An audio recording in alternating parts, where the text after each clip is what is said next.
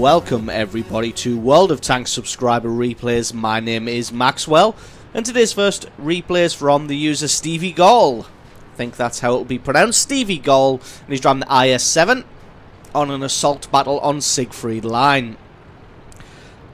So very quick announcement, 9.3 released yesterday for World of Tanks, so if I can ask you guys a massive favour and don't send any more 9.2 replays from now on. From now I'm only going to be accepting 9.3 replays. So if you've got yourself a great 9.2 replay, and I do apologise, but I have so many. Can he get another shot on this 50B without taking any damage in return? Looks like he can indeed. That 50B playing a little bit dangerously there. He decides to drop back after taking those two shots in the face. But yeah, I've got more than enough 9.2 footage to be carrying me over. So from now on, you could please only send me 9.3 replays from today, because I've still got around about 140 9.2 replays to get through. So this being an assault battle and then being defending, STB-1 doesn't push out too far, just takes to the centre of the city. Already gotten a couple of good hits on an AMX-50B. Trying to get himself into a good hull down position. The turret on the IS-7 is very, very strong and is at some point going to be getting even stronger,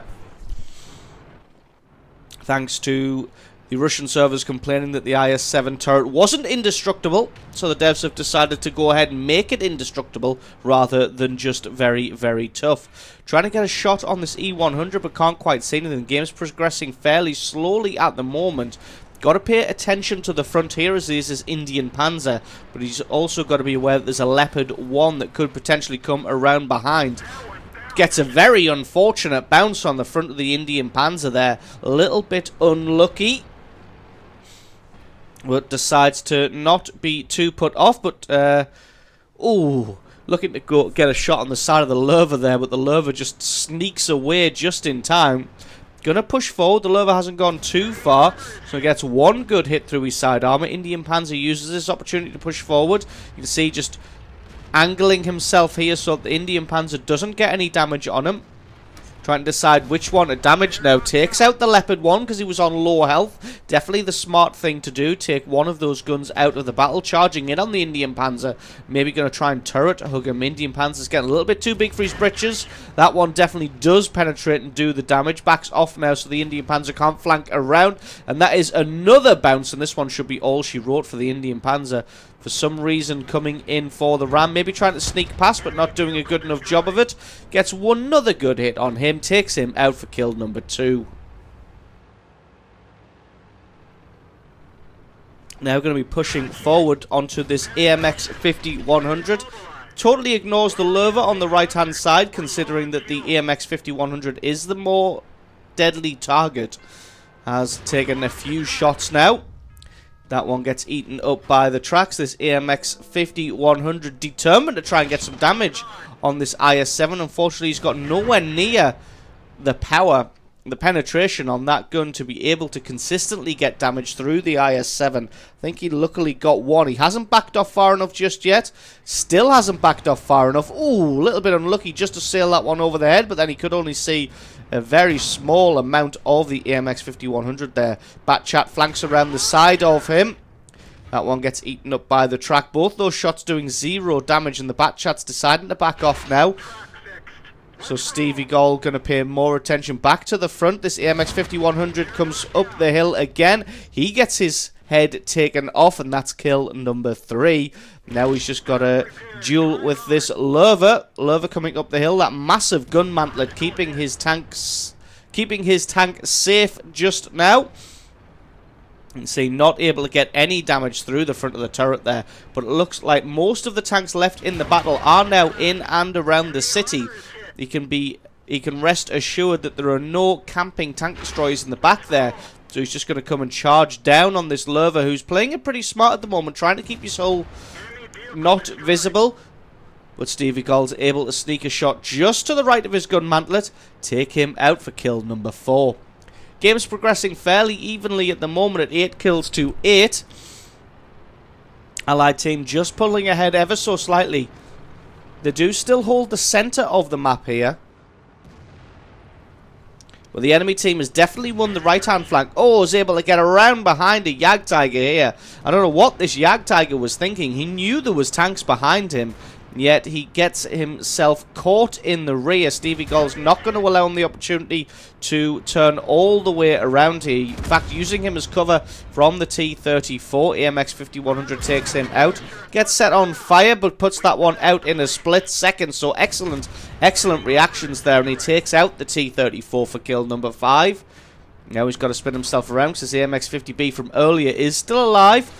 50B's done a good job for himself staying alive after that initial couple of bits of damage that he'd taken. Could this be the end? Nope. He manages to angle himself just as the 50B was about to fire, and the E-75 comes in front to try and soak up any other damage that the AMX 50B might be throwing out. Unfortunately, at the time, the E-75 didn't realise that the 50B was out of ammunition, but still gallant play by the E-75 to come in front and block off any possible return damage that the 50B could have thrown out.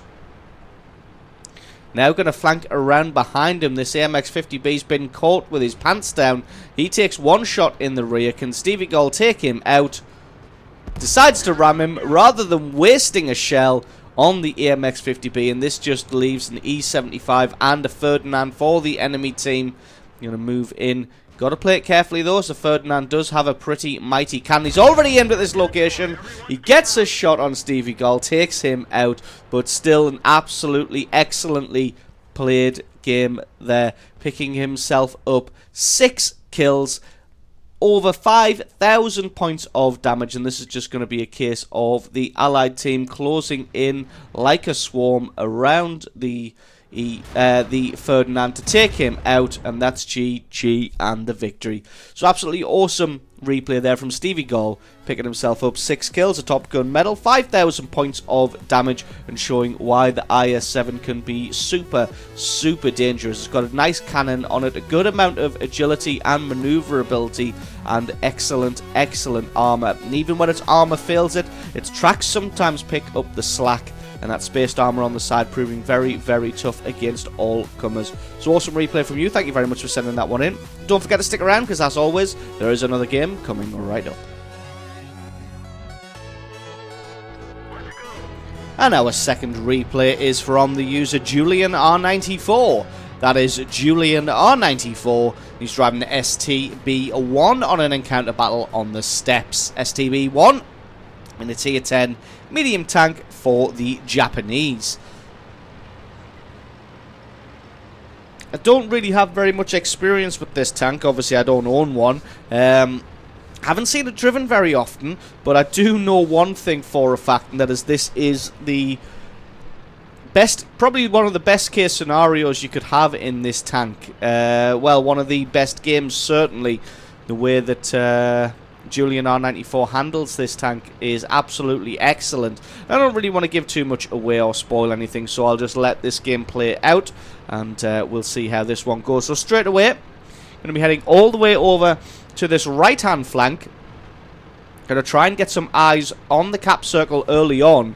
This being an encounter battle, you do tend to find that bad players or bad teams tend to rush directly for that cap and start an early base capture.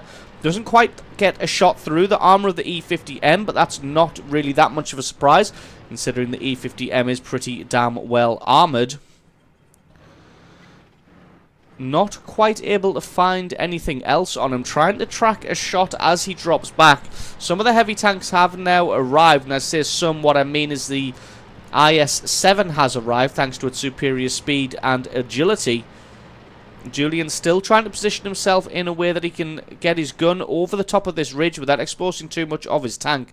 Does see the E50M again in the distance, but again he is in cover. Takes a shot from someone in the distance there, not too sure who it is, so just decides to drop back because he doesn't want to take any more of that damage. The rest of the cavalry has arrived now in the form of that IS-3, E-75 and E-100, I believe. Lets his gun focus all the way in to guarantee the hit and gets a nice bit of damage on the E-50M.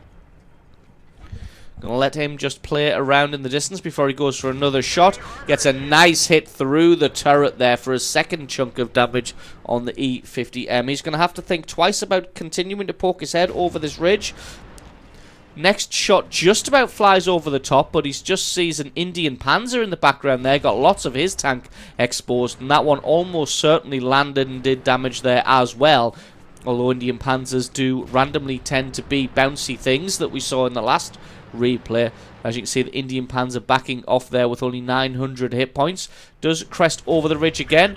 Julian gets a nice bit of damage. You can see that he was going for the track there, but didn't quite get the tracking damage. Somebody else is able to get his tracks taken off, and he's able to get another bit of damage there through. That's 800 total damage done to this Indian Panzer now, who decides that discretion is the better part of valor and relocates to a different part of the map. Looks like they're getting a little bit pushed back by this single VKA there.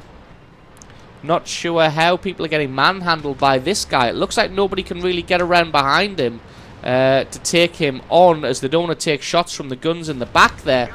Julian just decides to take matters into his own hands. He takes him out. Kill number 1 now.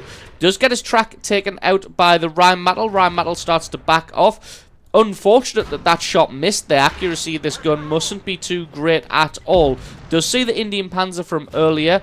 He has brass balls and a head to match as he gets taken out for kill number 2. Just sat way out in the open there. Gets himself eliminated. Now this gives the flank to the Allies, but they're going to have to be quick, as they've absolutely lost the battle on the left-hand side there. Probably committing a few too many forces to this flank. Gets a nice shot on the IS-3. Does take some damage in return, but he does have the hit points to be able to take those little bits of damage.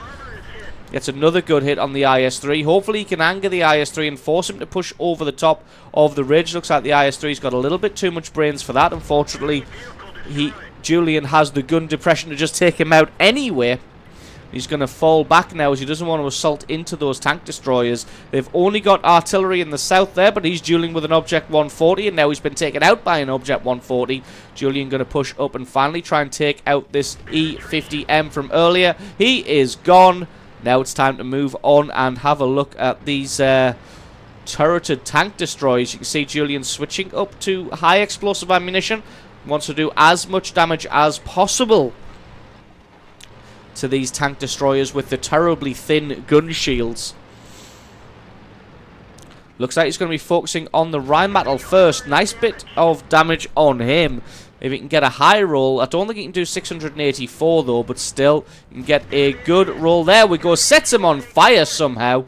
Hits the gun shield and the fuel tank. Fuel obviously stored in the barrel of the gun on the Rheinmetall. That's how he was able to set them on fire and get a shot through the gun shield. Obviously, I jest. Gets another great shot on the Waffenträger Panzer IV. Obviously, the splash and the shrapnel from the HE round set the Rheinmetall on fire, even though he shot into the gun shield. She's picked himself up 4 kills so far. Now the Allies have to relocate and reposition in order to try and repel this attack from the south. The Object 140 is coming in. He's got to probably sacrifice his own life in order to get a cap reset, even though there is still a minute on the clock. It's going to take a while for his allies to arrive. You can see the tanks that are left, KV-4, E-100, Löwe and Ferdinand, aren't the fastest tanks in the world. Object 140 doing a good job of resetting right now.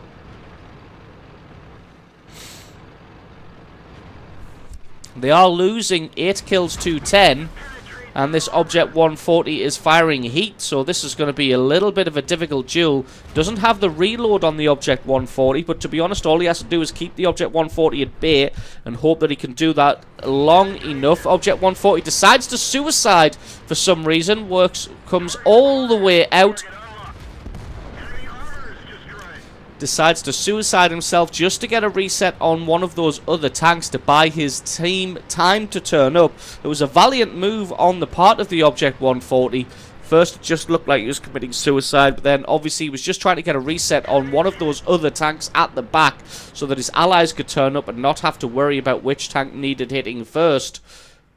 Can he get a shot on the M8A1? Not even sure what he's doing in the battle. Probably platooned up with someone. Switches attention across to the Ferdinand now. Gets his commander knocked out by the Lover. And it's really only himself playing defense here. They could really do with one more tank out of the cap circle to help with this defense. But they're all stubbornly refusing to leave that cap circle. E100 is pushing down now. KV4 is making a move. Julian takes out the Lover and then switches attention back across to the Ferdinand. If you can get him out of the battle, that'll be a significant amount of firepower gone. That is a significant amount of firepower gone as he falls. E100 dies as well. And that just leaves the KV4 and the enemy artillery. KV Fortress comes charging in. Probably going to go... Nope, I was thinking he was going to man up and go for a ram on the E100. As it is, the E100 comes for a ram on him. Everybody coming in and trying to get some. It would be nice if he can get a little bit more damage before he falls. Gets another shot through the rear armor. IS-7 takes him out. And that just leaves the M53-55 somewhere on the battlefield. That one was fast and furious. I think I could do with a drink of water after commentating that one. Julian going to seek out the artillery, asking his allies not to cap, as it would just be a nice little cherry on top to get the artillery out of the battle rather than just cap this one out and allow him to survive. So heading to the most likely locations first. Still got 6 minutes on the clock, so more than enough time to cap if this guy just decides to run for it, which he hasn't. He's still sitting in the corner of the map. Misses his first shot now, so this M53-55 has a chance to take him out. Doesn't bother aiming for the next one, just charges him down, fires his shot. Just realised he only had 4 hit points left through all of that. So absolutely awesome replay there from Julian R94.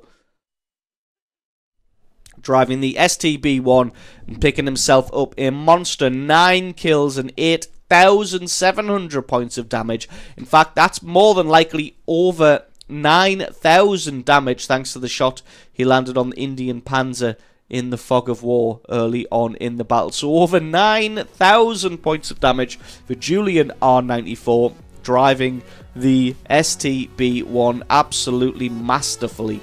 So thank you very much for sending that replay in. Don't forget, guys, if you've got yourself a great replay, please send that into replay@screenreality.com. Link for that is in the description. Just attach the replay file itself or the link to the What Replay website, and I can check that one out for you. And like I said earlier on in the video, please don't send me 9.2 replays going forward from today. I'll only be accepting 9.3 replays from today. So don't forget, if you enjoyed this video, you found it useful, informative, you learned something, or you just enjoyed it, think about hitting that subscribe button, because there's a lot more World of Tanks content on this channel. I have been Maxwell, this has been World of Tanks Replays, and I will catch you guys next time.